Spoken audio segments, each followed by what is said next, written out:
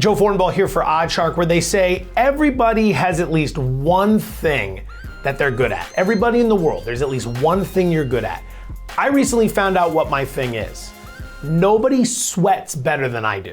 I'm not joking. I've gone back and watched these videos. By the end, pouring sweat. TV hits, covered in sweat. No amount of makeup, good enough. No amount of air conditioning, cold enough to prevent me from pouring sweat all over the place. So just wanted to get that off my chest as we transition into week 11 in the NFL. Welcome to the show. You know how we do around here. We want to get rid of the bad mojo before we start with the big bets. So we talk about bankroll busters right off the top. Who cost us last week? Who cost you last week? Number one, Kyle Shanahan. I've had it with this guy. Now, we called the under in that Sunday night game last week and we hit. But for those who backed the Niners, that was brutal. Lazy throughout the whole game, sloppy, mistake-ridden off the bye, and then late, huge opportunity. They're laying 8, they're up 3, they get a 4th down stop, there's just over a minute to go, and it's 1st and goal on the 8. And the Chargers have all 3 timeouts, so you can't kneel it out for the win. So Shanahan goes run, field goal. Thanks for everything, Kyle. I'm sure that won't burn you in the NFC Championship or the Super Bowl in the future. Bankroll buster number 2, the Dallas Cowboys. That was supposed to be a trap game, but it wasn't looking like one. Dallas up 14 in the 4th, honky-dory, and then what ends up happening? Packers on a 17-0 run that goes into overtime and wins the game outright as Dallas, from the 4th quarter on, 23 plays for 87 yards. Pathetic on offense. That's 3.7 yards per play. Those drives resulted in 2 punts. One was the end of the game in regulation. One was a 4th down failed conversion in overtime. Brutal if you laid those points and tried to avoid the trap, but the trap did hit, as we talked about last week. And then finally, the Chicago defense. Come on, Bears, people want to like you. What are you doing? They're up 24-10 with under 12 minutes to play. The wheels completely come off the bus as they're laying 3 against the Lions. Detroit goes on a 21-6 run to close the game. Detroit's usually the team that gives up the 21-6 run. Come on, Bears, you had that game. Although, thank you for the team total over and thank you for the over in general. Those are the bankroll busters. We clear the mojo as we move into our best bets of the week. Worth noting, 3-0 last week, so let's see if we can keep it cooking. We're going to start with those Chicago Bears. Team total over 23.5 points. This bet has been fantastic as of late. I think the price is cheap. I don't know what the bookmakers are doing in this one. Okay, Bears have gone over this team total, 23.5, 4 straight games, during which time they're averaging 31 points per game. They figured something out with the offense and Justin Fields. More on that later in our prop bet section.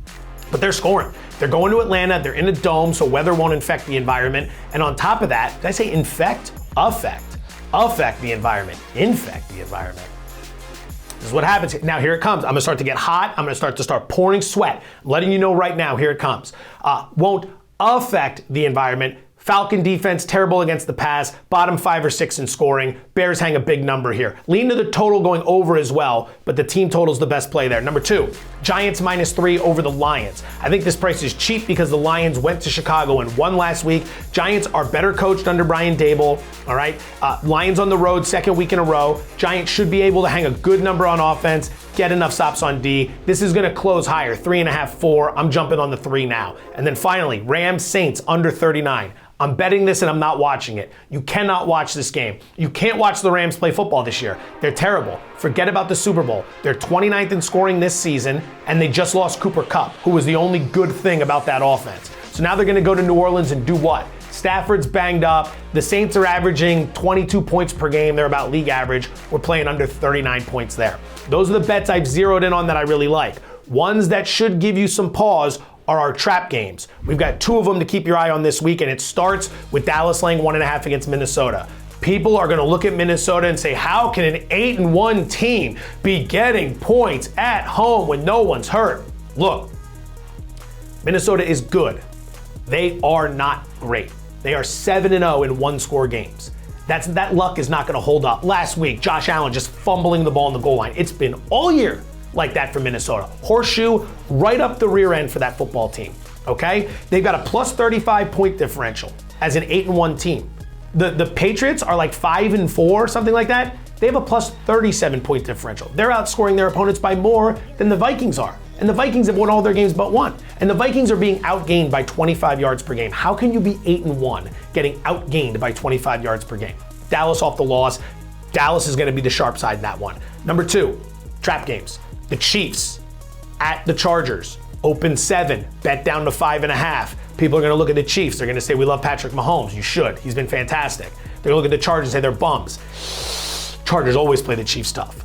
Always. Played them tough, should have beaten them back in week 2. Okay? Chargers are starting to get healthier. 5.5's a lot of points at home. I'm just throwing that one out there. Be very careful with the Chiefs this week. All right? Those are the games to avoid. Now, if you want winners, you don't need to come to me. I've been giving them out. Best bets 3-0 last week, right?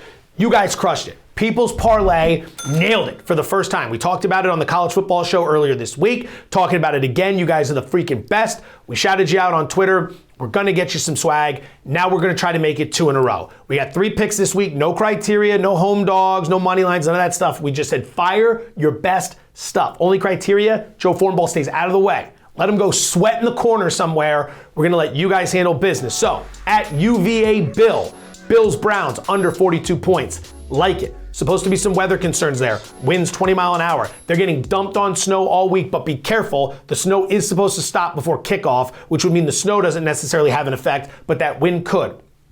At T Fleming 223. What's up, Tom? Great to hear from you. Bears Falcons over 49.5. You already know how I feel about that game. Fantastic pick given what the Bears have been doing as of late and what the Falcons do defensively, which is very little of anything. I mean, you saw what the Panthers did to them on Thursday night. And then finally, at Spellman Ed, assuming your name is Ed Spellman, nicely done. UCLA plus 2.5 over USC. I think UCLA is going to be the sharp side there. People love USC, great offense, terrible defense. UCLA off that loss to Arizona. I think they're coming ready for this game. Nicely done. People's Parlay. Next opportunity to participate. We'll be tweeting it out next week. Let's keep it moving. Chase mode. This week, it's the Steelers catching 4 at home against the Bengals. I'm playing Pittsburgh here. Was 3.5 earlier in the week, went up to 4. I'm going against the move. Couple reasons. Pittsburgh's defense with TJ Watt, much better than without. Crazy analytical shift with him on the field than without. And similar for Cincinnati with and without Jamar Chase at wide receiver. I think you have a downgrade on offense for Cincinnati, an upgrade on defense for Pittsburgh. Pittsburgh's at home. They got the crowd noise. Won last week off the bye. And the total for this game's 41. Bookmakers are pricing it as low scoring, okay? So 4 points in my pocket with the home team and a good defense. I feel pretty good about that situation. That's Chase mode, the Sunday night game. We also want to focus on the Monday night game, something we haven't done enough of here, so we're bringing it in this week. Mexico City, keep that in mind, altitude, big factor in that game. Niners laying 8, total of 44 against Arizona. Niners are an excellent teaser leg if you want to stretch a teaser in the Monday night. Also, going to play under 44 in this matchup. Arizona's banged up. Don't know if we're going to see Kyler Murray in this game. Even if we do, he's battling that hammy issue. You're going against a Niner defense that's been very good throughout the course of the season. I know we've seen some meltdown games, but they're coming off a really solid effort against the Chargers. They know this is the time to close. They can smell fear with Seattle having just lost that game in Germany. And also Arizona, they should be able to get some stops. Shanahan, wants to run the ball. Of course, he's going to play conservative like we talked about earlier. So teaser leg, great for San Francisco. I also think under 44 is the play in Mexico City. Let's go with some rapid fire props. Talked about it earlier that we were going to mention Justin Fields here. 3 props to keep an eye on this week. We start with Justin Fields going over 1.5 touchdown passes. Austin Eckler, Charger running back, over receptions and receiving yards. Brian Robinson, Washington running back, over rushing yards. Those are going to be the elements, the props, the criteria, the stuff that we're going to focus on this week. Let's start with Justin Fields. He's hit this number in 3 straight games. He's going up against an Atlanta team, good weather environment. Dome, weather will not infect or affect the offense in this matchup. Falcons bottom 6 in scoring defense. Fields have a nice day. His rushing yardage prop has been fantastic as well, going over. But that number's starting to get really high.